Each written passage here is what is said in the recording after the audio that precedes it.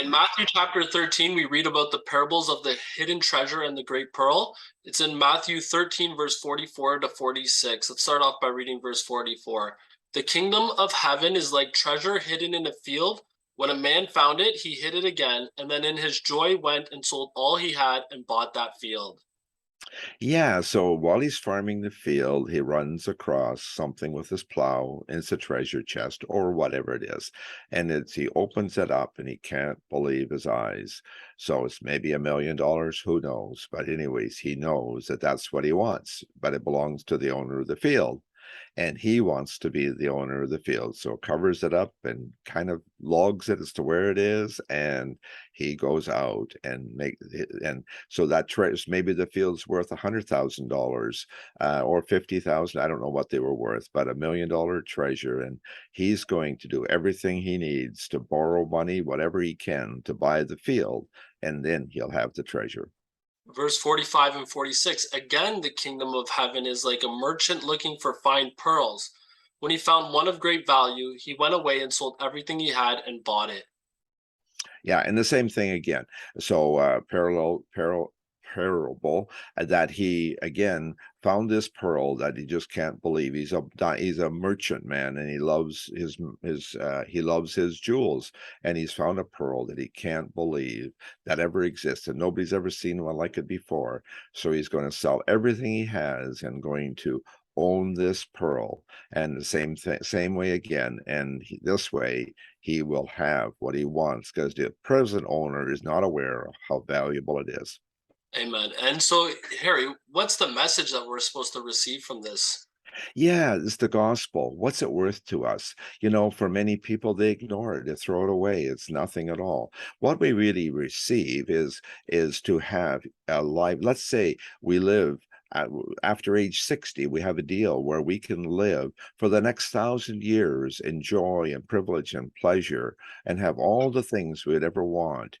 And then for another 1,000, then for another 1,000. And we what's that worth to us? Is that not worth more than we presently have? If they've Mhm. got $1 million, would you trade that for that? And say, well, of course, anybody would. Whatever wealth I have, I would give to live the next 1,000 years in pleasure and joy and privilege with the Lord of Lords and the King of Kings forever. And 1,000 years times two.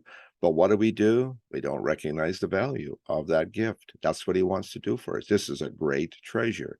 Now we would do everything, but that's what Jesus is offering. And not only that, but Mhm. once we have this new nature, so all the things we have to give up our anger and jealousy and lust and unforgiveness, all those things. And he's going to give us peace and joy in the meantime on earth as we're heading into that. My goodness, we're not giving up anything that's of any value. It's all garbage, and we'll have joy now and forever. That's the pearl of great price. That's a treasure hidden in the field. But if we don't see it, what it is, then we're not going to put any effort into it. And that's what happens. Christians or non-Christians, everybody, I myself included, have been very irresponsible for the treasure that the Lord is offering us. Amen. And you know, it's another thing too, Harry. It's even besides all that stuff, is like his teachings, right? Like, do you look at his teachings like, do not worry and do not lust and do not be angry and forgiving others? Like, wow, I want this to give up your whole old life of these fleshly desires that one person has and trade it for this eternity as well spent with love, joy, and peace and so forth. Like you're saying, if you can find that and see the value of the gospel, you would definitely, without a doubt, you wouldn't even think twice about it. You would go and hide that treasure like the first person here and buy that field.